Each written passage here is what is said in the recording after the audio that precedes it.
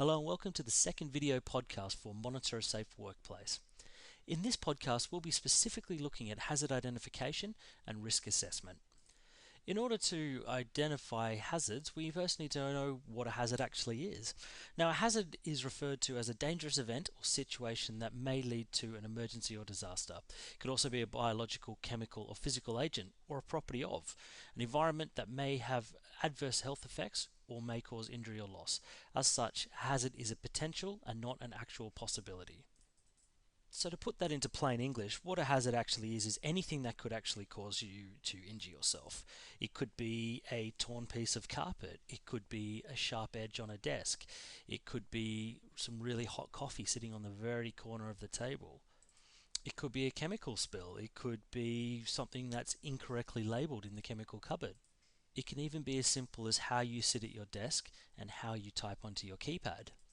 Essentially, hazards are those inherent things that are part of every single task or job that we have to complete and can be hard to avoid.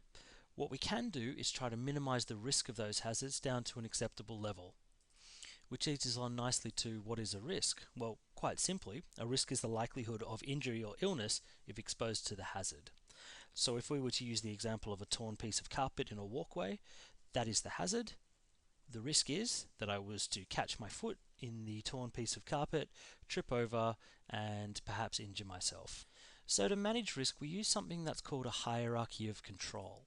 Now, a hierarchy of control looks to do one of these 5 options. The first option being eliminate. So if possible, can we remove the cause or the source of the hazard? So could we get rid of the machine, the task, or the work process? The second level of the hierarchy is to substitute. Could we replace the machine, task, or work process with a new system? Level 3 is engineering controls. Could we use physical controls or could we isolate the hazard? Level 4 is administrative controls. Could we use work-safe practices including good housekeeping, staff training, those sort of things to control the hazard? And finally, if we can't manage the risk through these other levels of the hierarchy, the very final one is issuing people with personal protective equipment. This is always the last resort when trying to manage risk or trying to manage hazards in the workplace, and should really only be used if there is no other option. So let's have a look at a typical workplace. Well, perhaps not so typical in that there is a few health and safety issues in here. What I'll do is I'm going to highlight a couple of issues, and certainly I would imagine that you'll be able to spot a few more by looking here, but I'm going to choose 3 to 5 issues and then look at assessing those levels of risks. Okay, so first and foremost we have this area just here, which is a big area of concern. Why I've highlighted that as the very first level of risk is that it's actually blocking a fire exit. So if there was to be a fire, this gentleman would have a much harder time escaping the building in a nice, easy manner. As it stands right now, he'll have to run sort of to the left, to the right, and then out through the door. So that's potentially a very big problem. The second issue which I'll highlight is up over here on the bookcase. Now this is a hazard in that there's things piled very high up. This might lead to having to reach up quite high, unbalancing, perhaps picking up a heavy load through incorrect manual handling procedures, which really does increase your risk of causing yourself musculoskeletal injuries, or otherwise known as a back injury. And the third hazard I'm going to identify is actually this gentleman himself. Now, the way that he's not sitting in a very ergonomic manner.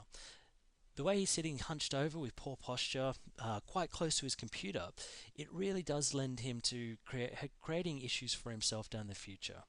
So these again could include causing a sore back or perhaps sore neck strain, eye strain even, depending on how close he sits to his computer. The main thing in which he's risking with his poor posture is just here.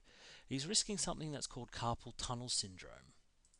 Now, carpal tunnel syndrome occurs when the median nerve, which runs from the forearm into the palm of the hand, becomes pressed or squeezed at the wrist. The median nerve controls sensation to the palm side of the thumb and fingers, although not the little finger, as well as the impulses to some small muscles in the thumb to move.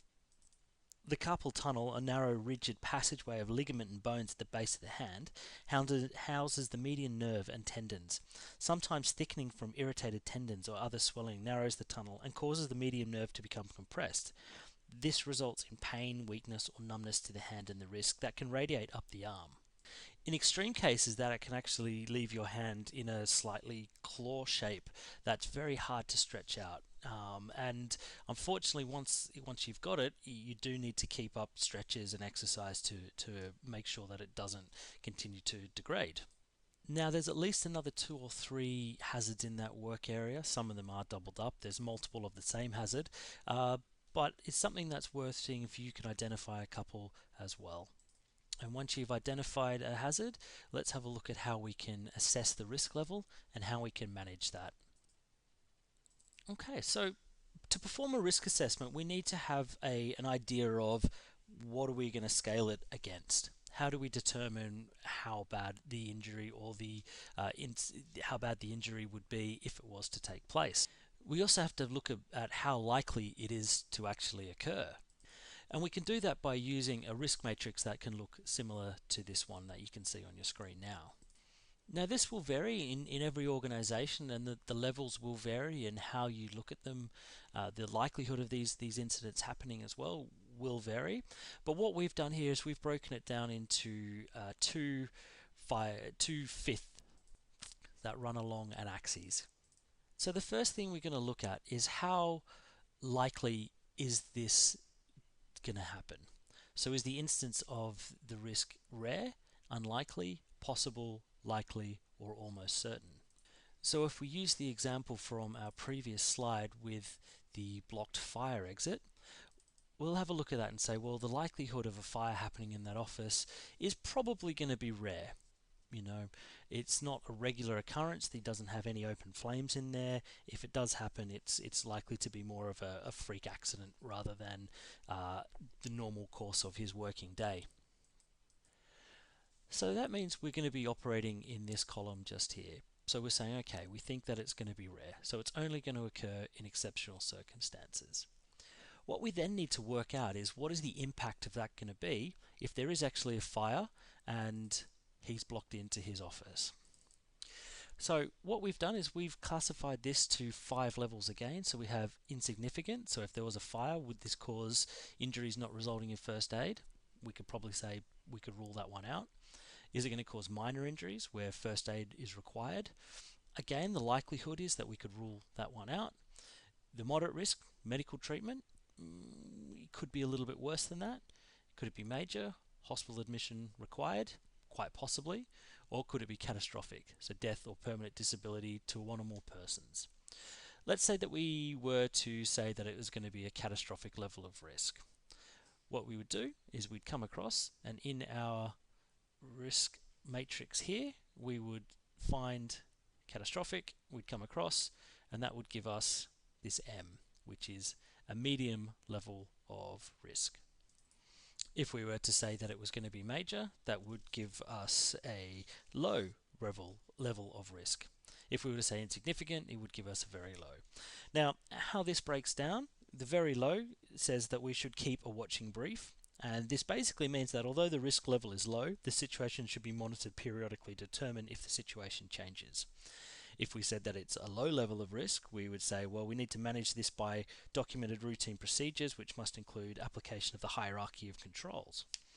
If we were to say it was a medium level of risk, well, we need to do something about that fairly soon, probably within this week.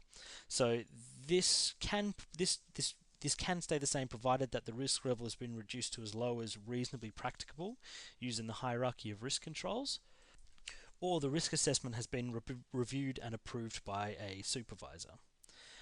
If we were going to be in our high level of risk, well, we need to act straight away. We need to act today. And again, this proposed activity could proceed provided that the risk level has been reduced to as low as reasonably practicable, and the risk controls must include those identifying the legislation, standards, and codes of practice. Again, risk assessment has to be reviewed and approved by a supervisor, and needs to double check that any solutions that have been implemented are actually the correct ones. And very finally, our critical level of risk means that we need to act immediately. And if you were assessing a task that was ongoing, it needs to stop immediately. Step needs to be taken to lower the risk to as low as reasonably practicable using the hierarchy of risk control. Now, with risk assessment and with identifying hazards, there does need to be an element of common sense applied. It's very easy to catastrophize everything and say, well, if we had a torn piece of carpet in a walkway, I could walk along there, trip over, hit my head on the wall, and potentially die. Now, in very extreme cases, that may happen, but more often than not, that would result in perhaps first aid being required, or maybe injuries not requiring first aid. So you do need to have a reasonable approach and think, okay, well, if this was to happen 9 times out of 10, what would be the most likely occurrence? The other thing about health and safety is that if you notice something, if you identify a hazard that is very easily fixed, so perhaps a chair in a doorway or something blocking a fire exit, it's very important that you do take initiative and remove those items as quickly as you possibly can. If something can be fixed immediately and it's very simple to do, it should happen. And even though employers have a duty of care to their staff, health and safety really is everybody's concern. So let's have a look at how we actually could break down how we're going to control these risks. Okay, so again, we have a matrix here which shows the hierarchy of control. So we've got eliminate the hazard, substitute the hazard, isolate the hazard. Can we use engineering controls? Could we use administrative controls? Or could we allocate use of personal protective equipment?